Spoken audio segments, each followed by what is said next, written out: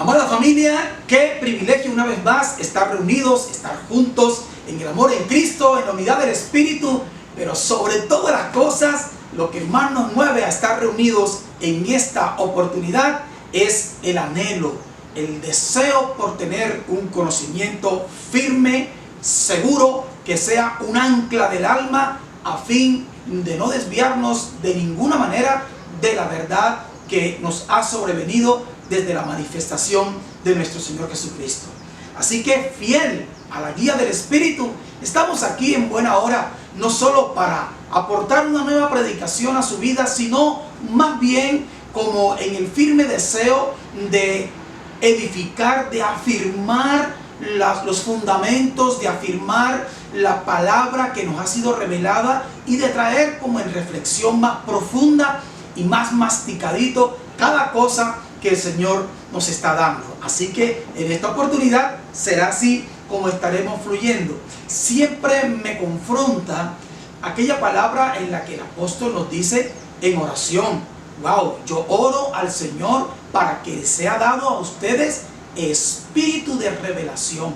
Wow, cuando yo miraba esas palabras, dijimos en una ocasión con toda claridad, a lo que Pablo se refería es que el mismo Señor en su infinita gracia produjera en nosotros un genuino anhelo por el conocimiento de Cristo. Y yo insisto en que si alguna oración es verdaderamente ligada a la edificación o al corazón de un edificador, es esta: Señor, produce en tu pueblo ese hambre, esa sed por el conocimiento de lo revelado, Señor.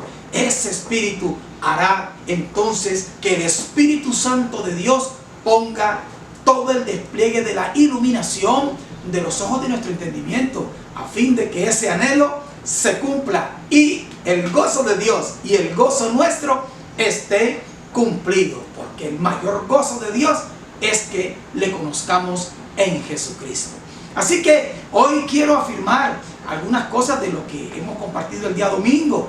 Creo que para muchos se convirtió esto en una gestión de pensamiento. Anhelo que los devocionales de estos días hayan sido meditando en estas palabras. Anhelo que lo que esté teniéndote inquieto día y noche en estos días haya sido esta palabra, porque de verdad que es trascendente y bien importante que como iglesia la tengamos comprendida, a fin de que podamos juntarnos en la verdadera unidad, en la verdadera unanimidad, para expresar lo que somos en este tiempo. Una de las cosas, la primera que quiero afirmar como resultado de lo que se ha generado en algunas personas que han estado compartiendo sus inquietudes, bueno, la primera cosa es afirmar el por qué hubo necesidad de un cambio de sacerdocio. Habíamos dicho ya, y usted lo recuerda perfectamente, lo tiene bien presente por las Escrituras, que en el antiguo pacto ya estaba constituido y estaba formalizado con la ley lo que era el sacerdocio levítico. Por lo tanto, este modelo sacerdotal era parte de una dispensación, era parte de una economía divina según la cual debían prefigurarse las cosas plenas, las cosas celestiales. Quiere decir que aquel sacerdocio, por bueno que fuera, solamente estaba destinado a prefigurar, a que de manera demostrativa en el ámbito terrenal se pudiera observar, se pudiera prefigurar lo que llamamos en sombra y figura aquello celestial que habría de cumplirse en algún momento preciso según el propósito eterno de Dios. Entonces es importante que la palabra que leímos en Hebreos, donde dice, bueno, es que se requería un cambio de sacerdocio, porque si la perfección dependiera de aquel sacerdocio levítico, no habría necesidad de levantar un nuevo sacerdocio. Entonces, la razón de aquella perfección, les dije, había que mirar el término griego teleiostés, que se traduce como perfección, no aduce ni apunta a el perfeccionamiento personal de las personas que se sujetaban ni al sacerdocio ni a esa ley. ¿Por qué? Porque Dios mismo sabía que lo que esta ley demandaba, a pesar de que era santidad, la misma ley no tenía cómo proveer tal santidad, no tenía el poder perfeccionador que se requería. Entonces Dios no podía estar reclamando eso. La razón no es cambiar ineficacia, es que no tenía la capacidad, por criterio mismo divino, para llevar este asunto a donde Dios lo anheló en el propósito eterno. Es decir, lo que Él quería era lograr la unidad de Él y su pueblo en Cristo Jesús. Y para lograrlo se iba a requerir un cambio de sacerdocio. Es importante que podamos abrazar bien eso. Se trata de una necesidad divina. No es que Jesús llega por su cuenta a ver cómo hace una reforma. No, no, no. Es una necesidad divina para la implementación y cumplimiento pleno del propósito eterno. Eso es importante que lo tengamos, porque es que esa es la esencia del asunto. Algunas personas nos escuchan hablar estas cosas y se incomodan creyendo que es un revanchismo, que es algo antisemita. No, no, no, no, no. No, no, no. Es un asunto que está ligado a la necesidad divina de implementar su economía, la nueva economía, para poder traer a cumplimiento lo pleno y lo perfecto. Es bien importante que lo abraces allí en tu mentalidad. Así que, por este lado, vamos bien. La segunda cosa que ha estado inquietando a muchos tiene que ver precisamente con que se hubiera levantado un único y verdadero nuevo sacerdote. Esa parte es bien importante. Algunos me preguntaron, ¿cómo se constituye este único y verdadero sacerdote? Bueno, en la prédica del próximo domingo estaré trayendo una serie de detalles claves importantes y muy dicientes para que tú tengas una respuesta más profunda a esta operación del único y verdadero sacerdote. Pero hoy quiero confirmar algunas cosas. Hablamos en Hebreos 15, en Hebreos 7, versículos 15 y 16, de que era necesario que Dios levantara un sacerdote diferente. Escúchame, ¿dónde está la diferencia? La primera gran diferencia tenía que ver, era en naturaleza, en su naturaleza. Por eso dijimos que en lo terrenal, ese que sería finalmente declarado sumo sacerdote de una nueva casta o de un nuevo orden sacerdotal, primeramente fue desligado en la genética de aquel sacerdocio levítico. ¿Y cómo lo hizo el Señor? Pues Él pudo haber escogido el vientre de una mujer de la tribu de Leví, pero no fue así como Dios lo hizo, sino que escogió el vientre de una mujer perteneciente a la tribu de Judá, y escogió a aquel varón José para que acompañara a aquella mujer, siendo un varón también de la tribu de Judá. Así que en la sabiduría eterna, en esa presencia de Dios, en esa autonomía de gobierno, en esa total manera de gobernar Dios su propósito, lo que hace es que envía su Santo Espíritu para engendrar en el vientre de una mujer de la tribu de Judá a Jesucristo. Con esto lo desligó, aún en lo natural, de aquel sacerdocio arónico. Por eso dicen las Escrituras que este nuevo sacerdote ni siquiera tenía legalmente cómo participar de operaciones de altar en aquel sacerdocio. Es importante que veamos esto, porque automáticamente ya la naturaleza de aquel sacerdocio no hacía parte en la naturaleza del nuevo sacerdote. Ya no, a pesar que, como les mencioné, la Biblia misma trae bien trazado la genealogía de Jesucristo. Usted lo puede leer en el Evangelio según San Lucas. Ahí está más que bien trazado, de dos maneras está trazado lo que es la genealogía de Jesús. Es decir, se conocía la genealogía de Jesús según la sangre, pero esa genealogía no tenía nada que ver con la naturaleza de su sacerdocio. ¡Qué interesante!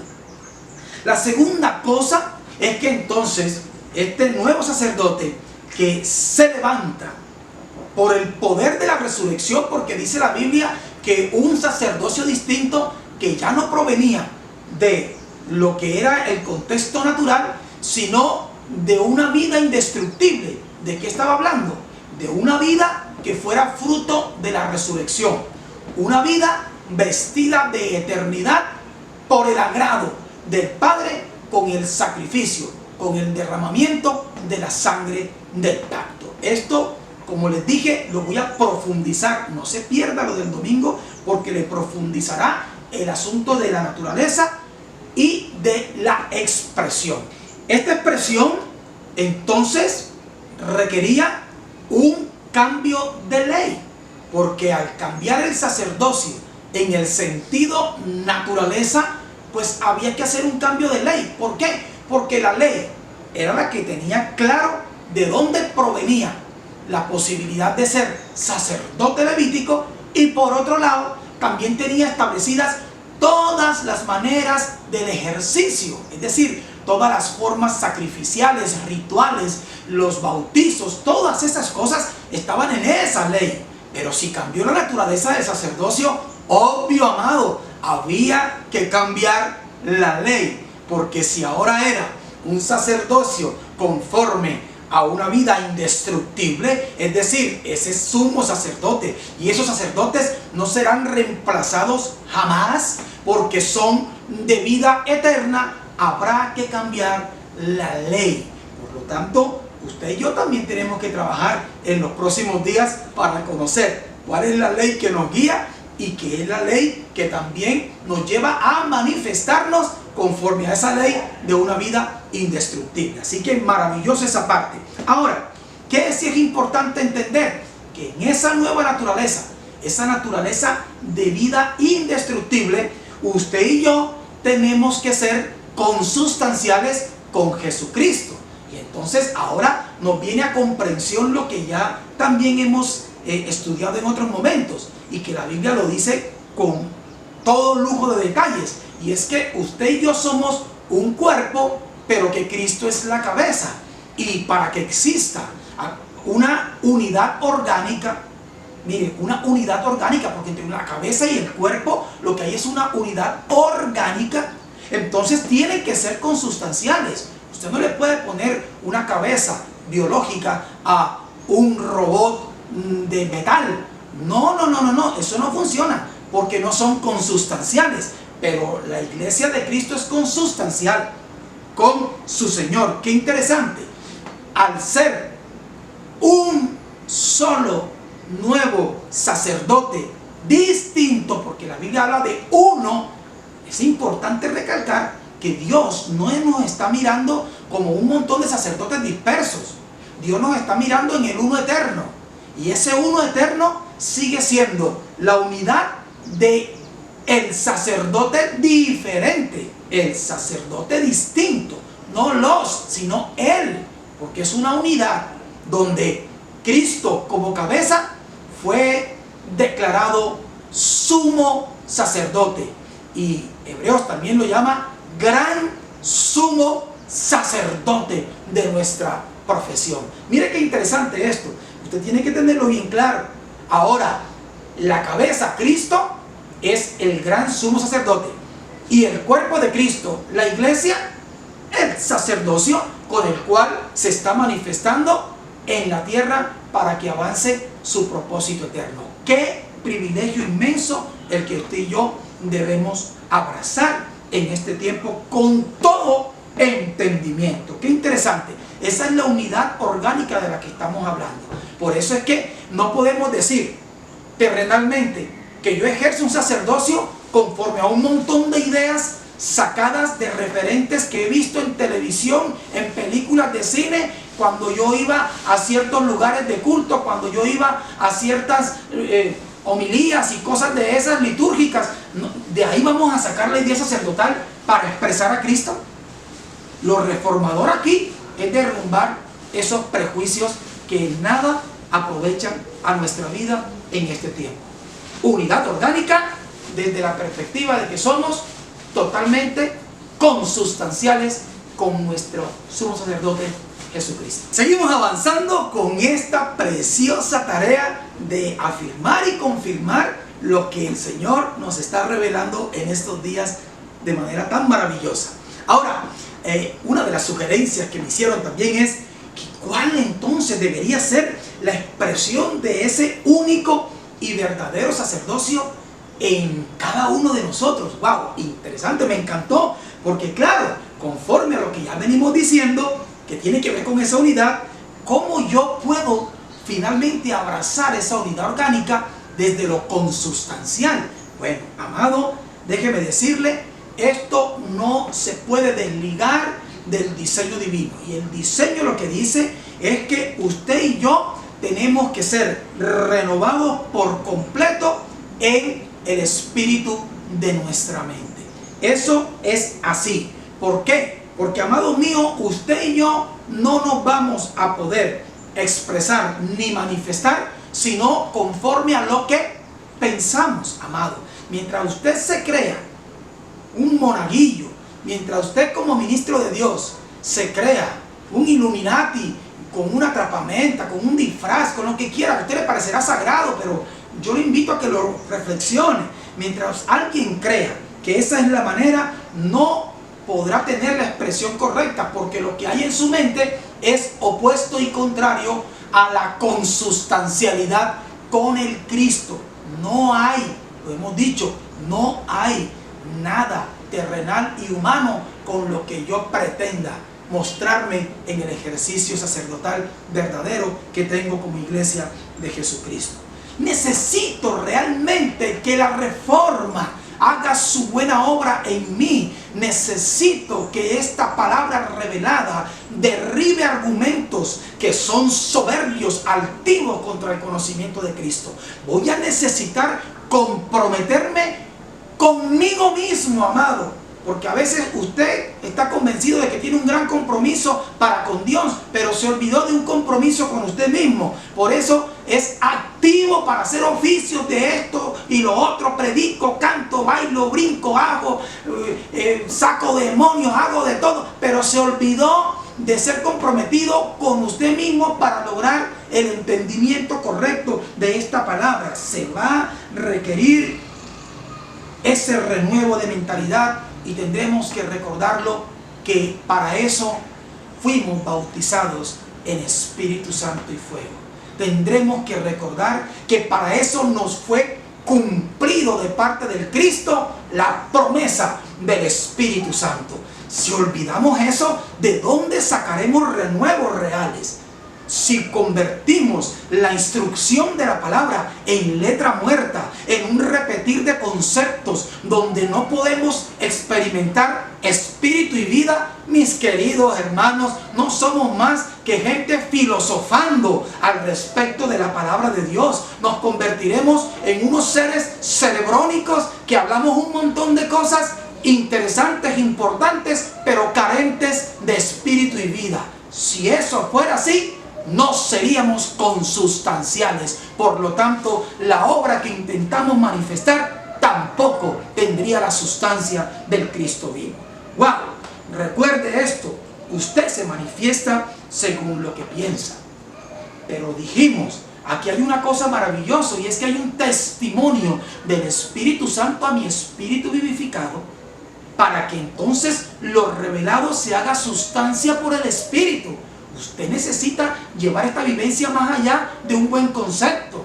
Algunas personas me preguntan, aún, ¿cuántas horas está usted de rodillas cantando canciones antiguas? Yo digo, pues ninguna. Los niveles de cómo yo mantengo fresca y viva la realidad en la que fui posicionado y constituido en Cristo va más allá de un ritual personal con altar personal y ese tipo de cosas. No, porque mi sacerdocio es una evidencia de vida que fue hecha en Cristo y que yo disfruto plenamente en Cristo desde una conciencia verdaderamente entendida de lo que es ser espíritu y sustancia. Por eso, hermano, cuando yo afirmo esta mentalidad en el espíritu, cuando se hace esta palabra, se hace sustancia Cristo en mí, entonces esto tiene el poder para permear por completo que también se haga carne y sangre. Cuando yo consumo pan de vida, tiene que hacerse carne y sangre al final. ¿Por qué? Porque estamos aquí para expresión y este tabernáculo no puede ser opuesto a lo que yo comprendo. No, estaría sujeto a la manifestación de la justicia. Por lo tanto, amados, no tengo sino que decirle, wow, si no se produce en ti y en mí el renuevo correcto de nuestra mentalidad, no como argumentación filosófica ni teológica, sino que lo aprendido por la palabra, lo revelado se transforma en espíritu y vida. Si esto no pasa, no hay manera de expresar a los verdaderos sacerdotes de Cristo, porque se pierde la consustancialidad, amado. Otra cosa es que este tabernáculo esté sujeto a lo que mi mentalidad ordena. Eso es otra cosa. Muy bien, vamos avanzando. Seguimos observando aquellas inquietudes y tratando de ser instrumento de Dios aquí para que también se afirmen en ti estas realidades de nuestra eternidad. Alguien preguntaba, wow, entonces, ¿cómo yo debería hacer evaluaciones serias siendo parte de la iglesia para saber si estoy expresando ese sacerdocio único?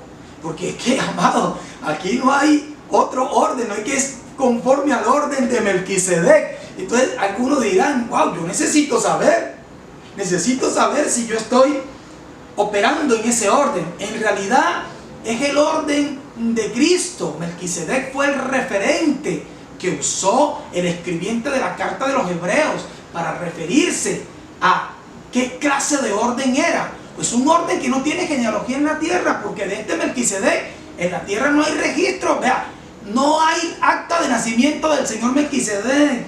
No se le conoce el nombre al papá ni a la mamita. No se le conoce quiénes son los hermanitos. No se le conoce quién fue hijo de él. No se sabe nada. Cosa única. Eso fue lo que quería decir. Al decir conforme al orden de Melquisedec. Es un orden de una naturaleza diferente. ¿De dónde salió Melquisedec? Como dicen por ahí, ve tú a saber, porque no sabemos. Tampoco sabemos si tuvo hijos, tampoco se registra nada de eso. Bueno, lo mismo pasa de Cristo en la naturaleza de su sacerdocio. Entonces tenemos que entender cómo saber si entonces estoy expresando eso, y cómo saber que más bien lo que estoy haciendo no será un producto de los referentes humanos que tengo en mi cabeza. Bueno, así que el asunto es, la pregunta que me hacen es, ¿cómo saber entonces que lo que estoy haciendo no es un rollo humano de los referentes, sino que lo estoy haciendo conforme a ese único y verdadero sacerdocio? Bueno, amado, lo primero que tenemos que saber es, oiga, ¿será que el fluir de ese ejercicio que estoy desempeñando está ligado a la fe del Hijo de Dios? Ese es el primer punto, porque si no está, wow, problemas. Y hay muchas maneras. Usted conoce el andar de Jesús en la tierra. Usted conoce, porque una vez que fue bautizado, Él recibió el Espíritu Santo, como usted y yo lo hemos recibido aquí. Así que en aquellos 3 años hubo una forma demostrativa aún todavía en sombra y figura, porque no se había llegado a lo pleno, pero Él expresó ese nuevo modelo sacerdotal. La Biblia no me cuenta a mí de que Jesús estuvo en ningún altar. La Biblia no me cuenta a mí que Jesús estuvo viendo a ver cómo se colaba en el santuario del templo de Jerusalén. A mí la Biblia no me dice de eso. A mí la Biblia no me dice que Jesús dice, como no me dejan hacerlo allá, entonces vengan, hagamos un altarcito de piedra aquí para que hagamos un sacrificio. A mí no me dice eso. por ningún lado. Usted tenía que rascarse de una vez la cabeza y pensar, ¿y por qué a mí se me ocurre que existen altares terrenales para hacer el ejercicio de ese sacerdocio? Si mi Señor no lo hizo ni cuando estuvo en la tierra, menos ahora que está sentado en su trono de gloria. Lo segundo es, si acaso requiere lo que hago del fluir del Espíritu, porque yo puedo decir, obvio, pero ¿desde dónde?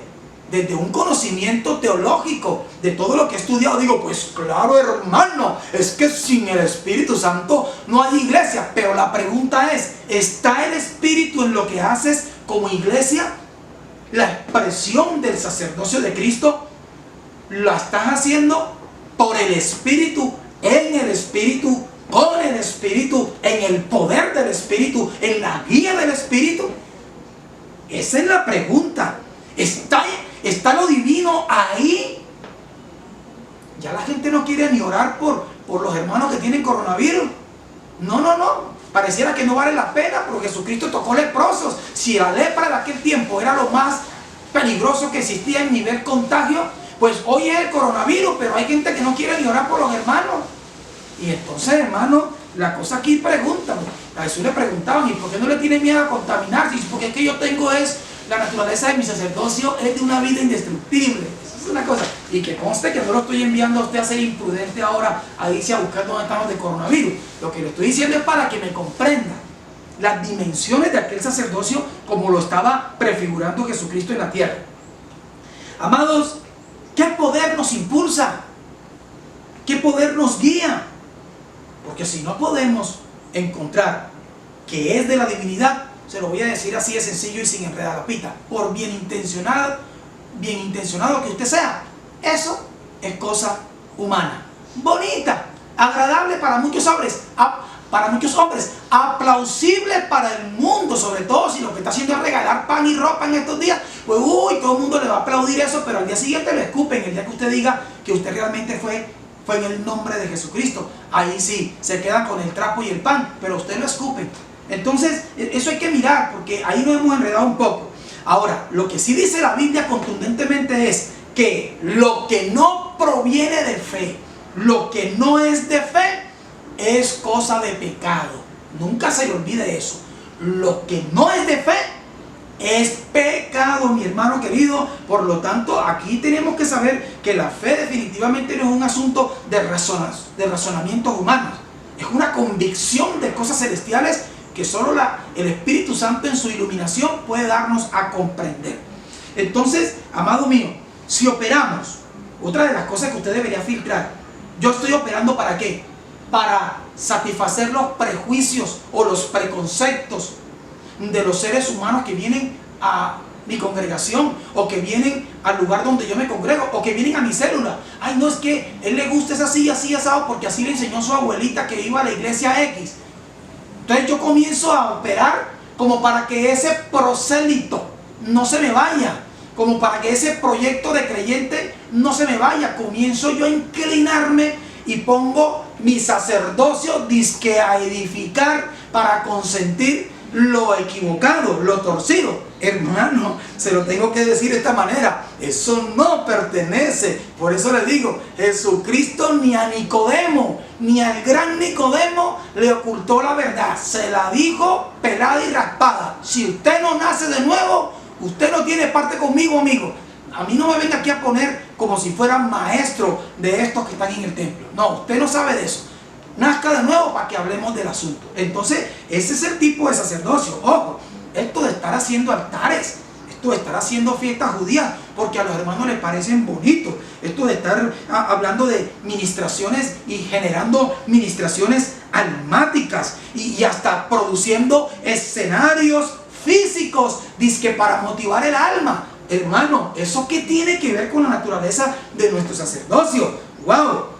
Lo que usted y yo estamos llamados a generar son ámbitos espirituales en la unidad del Espíritu Santo. De manera que, ahorita para cerrar, espero que no estés cansado todavía, pero para cerrar, hubo una última inquietud que me pareció interesante también tratar con ella en este espacio, y es me dijeron, entonces, ¿cuál es la relevancia, apóstol? ¿Puedes enfatizarnos un poco la relevancia de poder comprender esta reforma sacerdotal en la realidad que tenemos como creyentes? Pues, queridos míos, por supuesto que hay una profunda relevancia, es un asunto altamente trascendente. ¿Por qué, hermano? Porque definitivamente la iglesia no puede estar borrosa, sino nítido. Lo que fue borroso ya pasó hace 2000 años. Es hora de expresarles con nitidez lo que somos. Mire, con todo y que hace 2000 años hubo reforma, fue para Dios el tiempo perfecto de reformar las cosas. Wow, hemos hecho un sincretismo horrible de esta verdad y todo se ha basado en la experiencia sacerdotal, la distorsión sacerdotal. ¿Por qué? Porque cuando los sacerdotes de Cristo hablamos, pues Dios está utilizando ese instrumento para impartir su verdad. Imagínese si lo que hablamos no es la verdad. Imagínese si lo que hablamos está ligado a lo que fue y no será más, a lo que fue borroso, a lo que fue en sombra. Wow, no, amados, de lo que se requiere en este tiempo es de ministros en alta precisión. Comienzo del año hablamos de eso para todo el liderazgo. El año pasado estuvimos hablando, eran tiempos de precisión, de exactitud edificadora, y a ese respecto algunos han sufrido algunos cocorrones apostólicos y estoy decidido a hacerlo y espero que me amen más y me echen a un lado menos, porque, hermano, hay personas de estatura ministerial que todavía hacen expresiones totalmente inexactas, pero no, porque si usted es de los que ha sido enviado delante, necesitamos de su precisión. Cuando le encargamos a usted una persona para que la edifique, por favor, estamos confiando en que usted sea fiel a la verdad y que usted se esfuerce por ser alguien que lo que habla lo dice con alta precisión en la verdad presente, espiritual. No, esa es la reforma sacerdotal que nos importa. ¿Por qué? Porque entonces aquí tenemos que lograr el balance correcto. ¿Por qué? Pues porque en expresión terrenal todos estamos sujetos a perfeccionamiento. Es decir, que este nuevo pacto, que sí tiene el poder para consolidarnos en uno, en Cristo, entonces produzca la perfección que nos unifica en la fe. Acuérdese que tenemos que llegar a un varón perfecto, uno. No que cada uno tenga su propia idea sacerdotal y ministerial, no, a uno. Y para que la expresión sacerdotal sea una y sea coherente, entonces tenemos que ser unánimes en la verdad del Espíritu Santo. Y así evitaríamos, porque también hay personitas que alguien me hizo la observación, apóstol, hay personas que pueden estar pensando entonces, no, si así es la cosa, lo que necesitamos es filosofía eclesiástica en la cabeza, y algunos comenzarán a irse a extremos, como por ejemplo, creer que como ya el púlpito de la iglesia no es altar, no tengo nada que sacrificar. Yo no he dicho eso jamás, apenas estamos caminando hacia allá, pero alguno que vivía aferrado a la idea de que el lugar donde predicamos es un altar, entonces ahorita abandonamos el altar. Esa es la idea, que abandonamos el altar porque las leyes de sanidad nos están diciendo que no podemos congregarnos en ese lugar. ¿En serio? No me asuste, hermano, corríjase por favor. Entonces, pero hay gente que, vea, si me hicieron una observación, yo la abrazo, porque puede ser que alguno esté pensando que entonces ahora, como ya el púlpito que era el altar, no hay predicador, ni estamos nosotros ahí, pues no hay nada que sacrificar. Pues no, un momentico, de eso vamos a hablar el otro domingo con mucha profundidad para que usted afirme esta verdad. Algunos dirán, o sea que tampoco, como ya no hay altar en la iglesia donde nos congregábamos, entonces ya no hay que congregarse, porque ¿para qué vamos a ir allá? Alguno estará con esa idea extraña. Amado mío, usted requiere, si piensa así, urgente de ponerse serio con esta reforma. Eso no es lo que estamos diciendo. ¿Por qué? Porque la congregación a la que fuimos llamados fue a la congregación de los primogénitos del cielo. Es decir, la realidad nuestra es espiritual. Estamos congregados eternamente en Cristo y con Cristo. Pero la evidencia terrenal del entendimiento de esa unidad en espíritu se tiene que plasmar en la congregación de los santos en la tierra. El congregarnos juntos por razones de conciencia en la edificación. ¿Cómo estar unánimes? Si cada uno estudia en su casa lo que quiere, ¿cómo vamos a estar unánimes? Sobre todo en este tiempo que todo el que tiene un celular se cree que ya tiene autoridad para predicar todo lo que se le ocurra. Entonces, ahora es cuando más se requiere estar atentos de qué mesa como yo. Y guarde ese concepto porque el domingo será importante. ¿De qué mesa como? Eso es importante. Entonces no se vaya al extremo de creer que ahora, como usted no tiene a dónde acercarse a que le pongan la mano y le echen un tarro de aceite en la cabeza, entonces por esa razón ya no vale la pena congregarse. No, hay sacrificios más poderosos. Ahora, otros dirán, si el pastor no me saca demonios, y si el pastor no me unta la cabeza con aceite, y si el pastor no practica las cosas que eran sombra y figura, entonces ¿para qué ir? No, hermano. Este es un sacrificio, este es un sacerdocio de integralidad porque somos un real sacerdocio. Ejercemos gobierno, de manera que todo aquello en lo que tú estás preparado hace parte de la expresión de lo que eres como rey y sacerdote. De eso edificaremos más adelante, porque como somos un sacerdocio distinto, también tenemos que entender que somos unos reyes conforme a ese nuevo sacerdocio. Así que muy pronto continuaremos. Te animo a que no te pierdas nada de lo que estamos haciendo en este tiempo, porque te edifica cada día más y más. Les veo pronto, mis amados. Les bendigo en el amor de Cristo.